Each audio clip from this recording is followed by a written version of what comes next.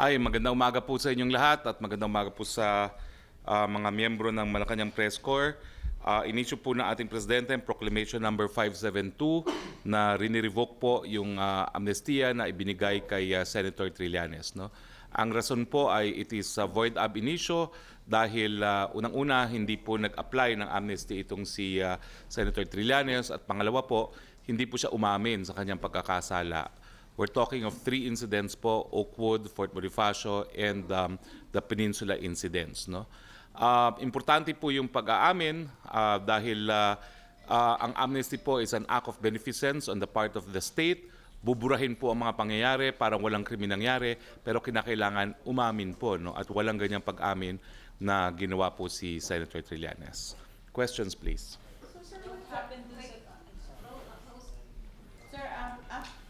May posibilidad po na may kasunod pa po si Senator Trillanes based sa review ng AFP dun sa mga amnesty na ibinigay sa military soldiers ni dating President Aquino. Like Well, Congressman Alejandro. Well, sa ngayon po, ang proclamation ay laban lamang kay Senator Trillanes. No?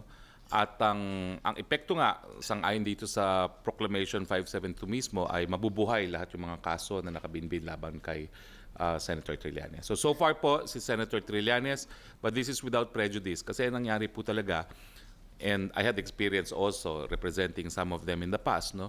Talagang ayaw nila umamin at that time. Kasi hindi nila alam talaga kung magkakaroon sila ng amnesty, no? At saka yung ramifications pagdating dun sa careers nila, no? Marami sa kanila gusto magkaroon ng honorable discharge at yung pag-amin may not be a reason for honorable discharge, no? So, well, the past finally caught up with Senator Trillanes. He is responsible for his current state ngayon. Kung hindi sana niya ginawa yung Oakwood, kung hindi sana niya ginawa yung Manila Peninsula, wala po siyang ganito mga kaso ngayon. Sir, follow up lang po. Sir, AFP po yung tawag dito, nag-recommend sa palasyo for the review ng amnesty? Well, I just confirmed with several individuals. This has been in the offing na matagal na, no? And it is a combination of both the legal teams and the military establishment reviewing the records of Senator Trillanes. Now, talaga naman pong, again, no, I've had experience defending some of them, talaga naman pong issue sa maraming Oakwood yung pag-amin. At I guess yung mga panahon na yon, no, naswerte lang siya na kakampi niya yung dating presidente at hindi na nag-insist doon sa literal compliance with the provisions provided for an amnesty. No? Pero yan nga po, no, as an act of beneficence, it has to be construed strictly. At saka yung kaso po na cited naman dito ng People versus Vera explains why yung admission of guilt is very important. No? Because without admission of guilt, hindi naman sisipa yung act of beneficence na buburahin yung mga pangyayari na nakalipas. Sir, what prompted the review? Marisol Halili. Sir, sinasabi, of course, Senator Trillanes is claiming this is all about politics na you want to get back. Well, unang-una po, siyang gumawa ng Oakwood, siya ang gumawa ng Manila Peninsula. So, there's nothing political, these are all his acts, and dapat lang naman, no, na panagutan ang mga ginawa ng kahit sino. No? Hindi naman po pwede na magbabalot ka ng bomba sa Oakwood na take over mo ang Manila Peninsula at wala ka ng pananagutan. It doesn't work that way. Pero sir, kasi yung concept na yung mga opposition legislators, yung mga nasasampahan ng kaso after the Lima, ito naman po si Trillanes. Siyempre po, masasapahan ng kaso kung mayroong ginawang paglabag sa batas. Kung meron naman pong administration ng mga mambabatas na may ginawa silang batas, isumbong niyo po sa amin at kakasuhan din yan. No? Pero sa tingin ko naman, walang kaduda-duda na lumabag sa batas itong si Senator Trillanes nung ginawa niya yung Oakwood at yung Manila Peninsula. But sir, last na, how will it affect po yung Senate considering that dalawa na yung possible na makulong? Wala naman po epekto dahil alam naman po natin, independenteng sangay ng gobyerno ang Senado. No? At ang desisyon naman po ng Senado ay adopted as a collegial body, meaning habang naririyan po yung 23 na senador, majority of those present in any meeting, provided there is a quorum, will result in a Senate decision. Sir, what prompted the review of the case of Trillanes? Alam mo, dati na po ito talaga. 2 years na ito in the offing. And unang-una, hinahanap yung mga records. They had to make sure na talagang walang application at walang pag-amin itong si Trillanes. No? Pangalawa, there was also, kumbaga, maximum tolerance being showed to Senator Trillanes. No? But in the end, it is the job of the President to implement the laws. And when a grant of amnesty is void ab initio, it's part of the role of the President to rescind it or declare it as void ab initio. Of course, pwede naman pumunta sa hukuman si Senator Trillanes kung sa tingin niya mali ang appreciation ng Presidente. No? Pero dun sa issue na hindi siya nag-apply, sa issue na hindi siya umamin, tingin ko malinaw na talagang hindi naman niya ginawa yan. Sir, is the review for the purpose of getting Trillanes jailed? Kasi what is the reason kung bakit bigla na lang na or may plano talaga na kalkalin yung kaso niya? Una po, sinasabi ko hindi nga po biglaan to. No? It's 2 years in the offing. No? There was maximum tolerance shown, but when it was confirmed na talagang walang compliance with the requirements set forth for the amnesty, wala pong alternatibo naman ng Presidente but to execute the laws. No? So, trabaho lang po. Sir, the question is why only Senator Trillanes, considering there are a lot of them being granted amnesty during the Aquino presidency?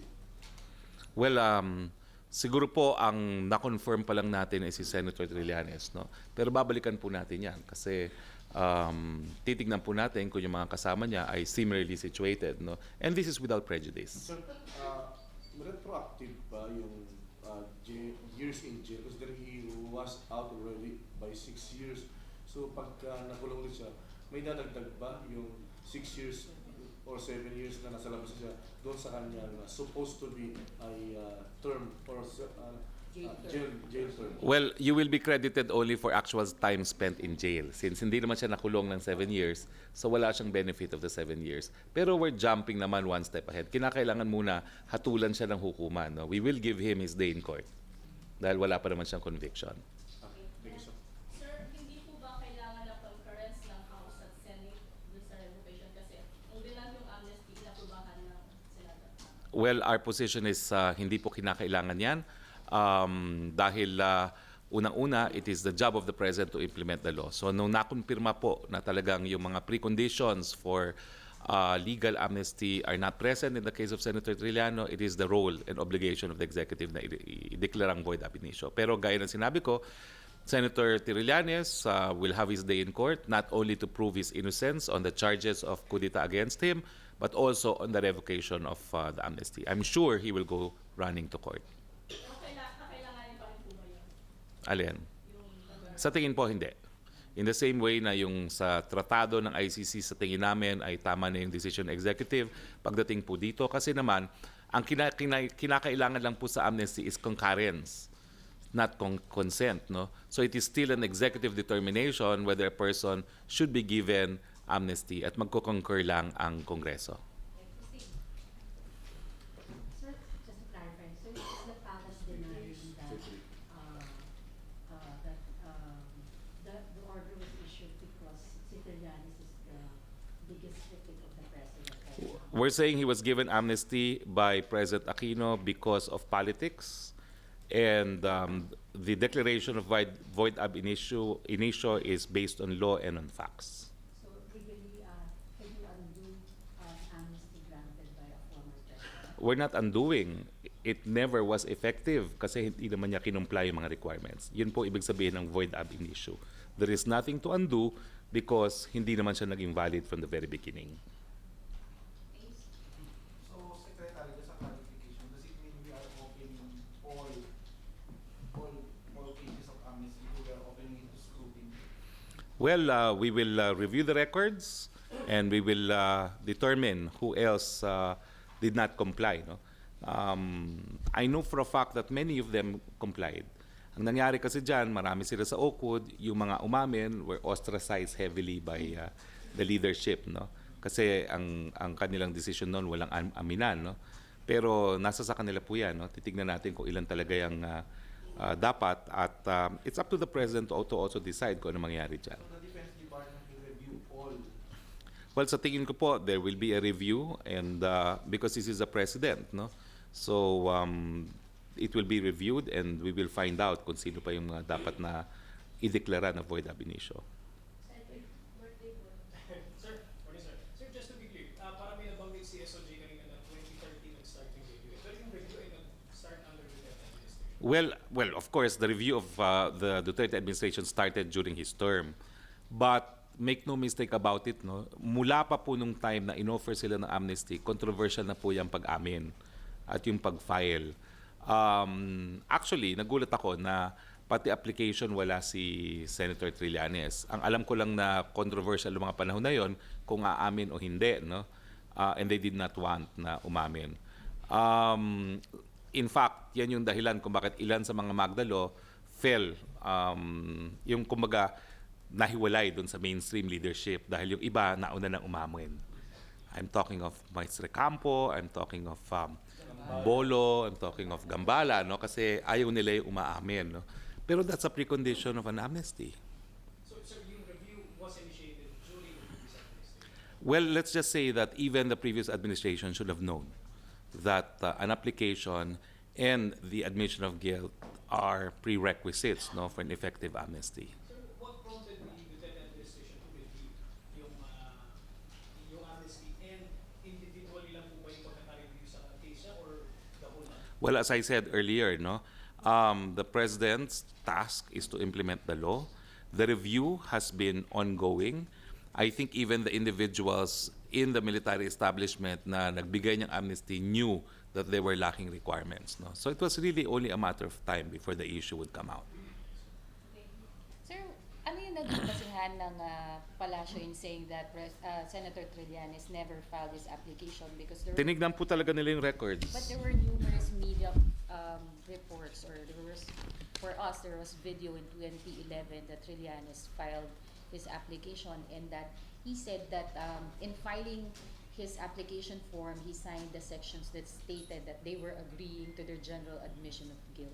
Well, ito po, no, nandito na rin sa proclamation na na-issue, meron pong certification si Lieutenant Colonel Thea Juan Andrade, Chief Discipline Law and Order Division of the Office of the Deputy Chief of Staff for Personnel, stating that there is no available copy of his application for amnesty in the records. So nawawala sir ng copy, or Well, ang alam po namin, wala. Hindi sa nawawala.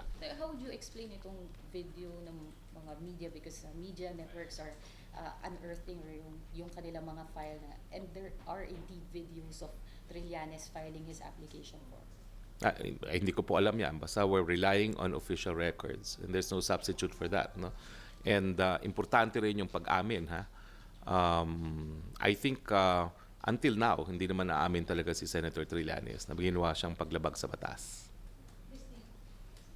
So are you saying that the previous administration is at fault here because they just gave him amnesty that would allow him not to apply? Let's say that the amnesty granted to him was political. He was friendly with the previous administration. That's why he was granted amnesty without compliance with the requirements set by law. So they were aware that hindi nag-comply. I believe so. I think it was a political accommodation on the part of the previous administration. Question number? Arisha. Thanks. Will there be an arrest? In due course, because the case will have to be revived. There is no double jeopardy dahil wala pa naman trial on the merits, no? And there was no decision on guilt or innocence, no?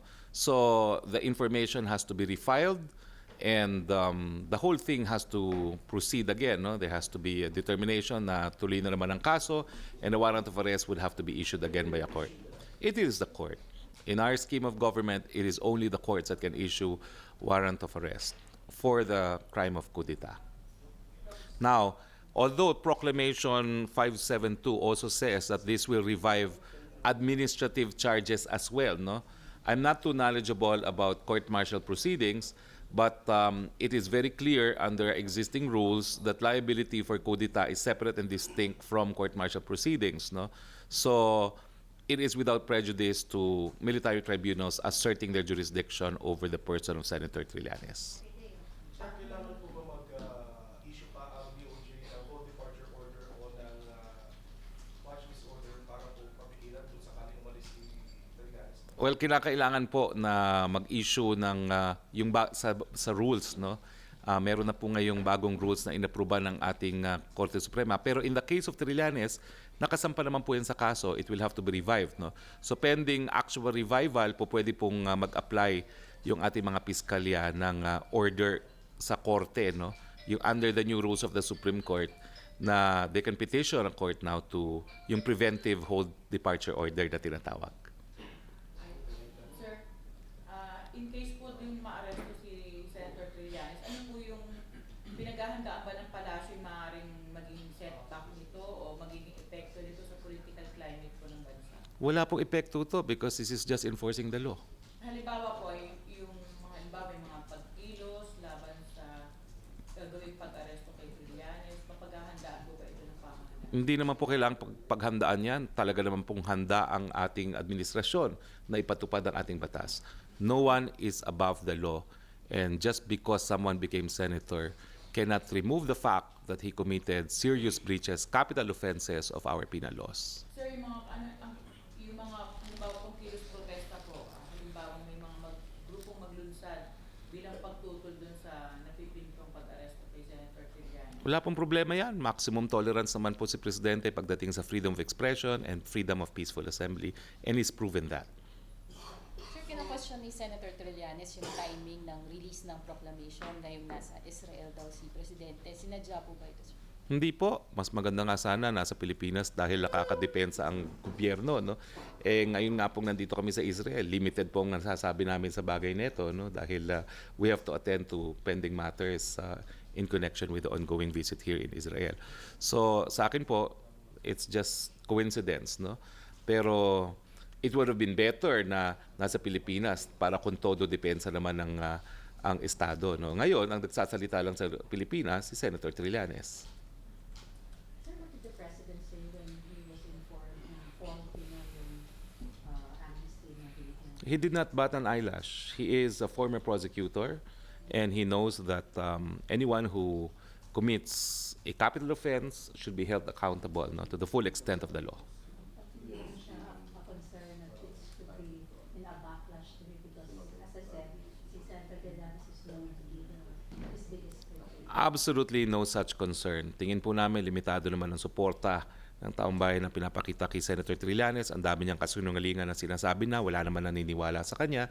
So ito, malinaw po sa taong bayan, pinapatupad lang po natin ang ating mga batas. So, did the executive have parang prior information about the amnesty being faulty kaya it was reviewed? Gaya ng sinabi ko kanina po, I'm sure pati po yung nagbigay ng amnesty sa kanya, alam nilang depektibo. Kasi kulang nga po, niwala man lang application at niwalang pag-amin ng pagkakasala.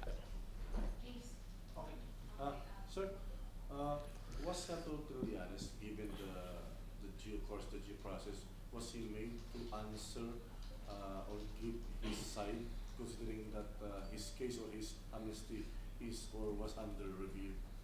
Well, in the first place, he did not ask for the amnesty. It was given to him in a silver platter by the previous administration. So when you did not ask for amnesty, you're not entitled to it. When you did not admit to your guilt, which is a precondition for amnesty, then you're not entitled to amnesty. So what's there to be heard? Amnesty is not a matter of right. It's an act of beneficence. It's an act of generosity on behalf of the executive. Last question on Trillanes. Other issue. Okay na? Wala na? Good news, sir? Well, inaasahan po natin na mapipirmahan ang isang kasunduan, no, para po sa exploration, no, sa panig po ng Pilipinas at ng isang kumpanya dito sa Israel, no. Ito po ay with Ratio Petroleum Limited, and this is in connection with round number 5 PECR5 with an area for east of Palawan Base, no. So inaasahan po natin mapipirmahan itong exploration agreement sa araw nito, no. At ito po inaatupag ni Energy Secretary Al-Kusi, no, for the past 2 days here in Israel. Well, it's another foreign investor helping us explore for energy, no, in an effort to provide energy security. What sa Palawan? I understand it is in Palawan, no. The area to be granted, no, the franchise, no, in effect, no, will be an area somewhere in Palawan as well. Sir, sir, there are businessmen here in Israel who have signified that they will boycott the business forum later because of President Duterte's previous remark on Hitler. Can you comment on that? That's truly regrettable because we think the Philippines is one of the best investment destinations. Pero makikita naman po natin mamamaya, it will be a standing room only for the business forum. We will miss those who will not attend, but I'm sure interest amongst investors to invest in the Philippines remains at an all-time high.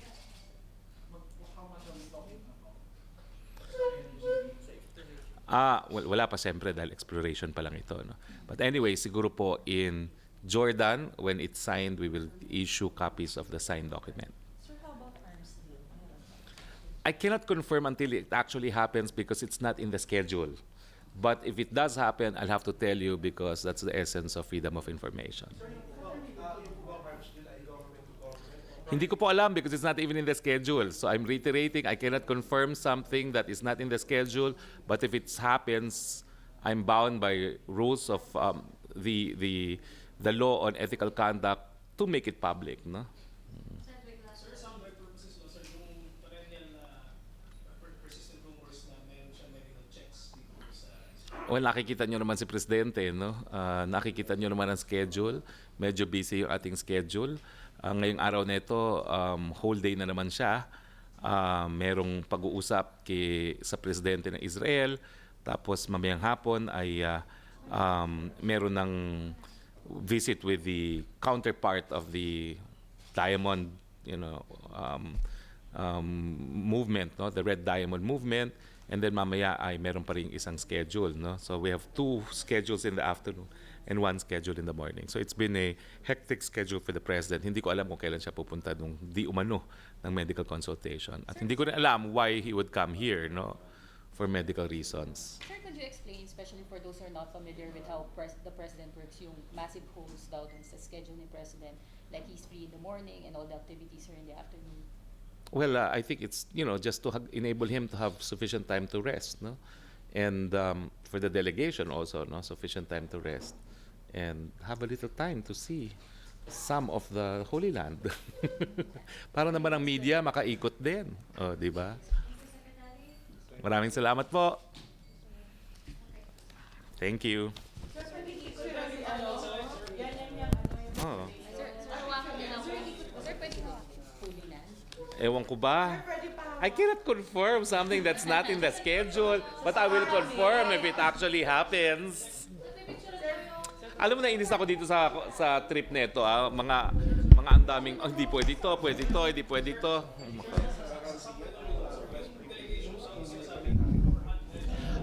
Wala pong katotohanan doon sa wala pong katotohanan doon sa naiulat na di umano 400 daw po ang numero. Ulitin natin. Quiet. Okay, 1, 2, 3. Pinabubulaan ko po yung naunang mga reports na 400 daw po ang taong kasama ngayon ng Presidente rito, nakabahagi ng delegasyon dito sa bisita sa Israel and Jordan. Ang nasa listahan po, lahat po ng official delegates and accompanying delegates ay 46, pero ang lahat-lahat po nakasama dito sa trip neto ay nasa 229. Nagpunta po kami isang eroplano, alam naman po natin, hindi kakasya ang 400 sa isang eroplano. No? Kasama na po rito, tama po, yung mga sundalo na makikipag-ugnayan sa kanilang counterparts mamayang hapon.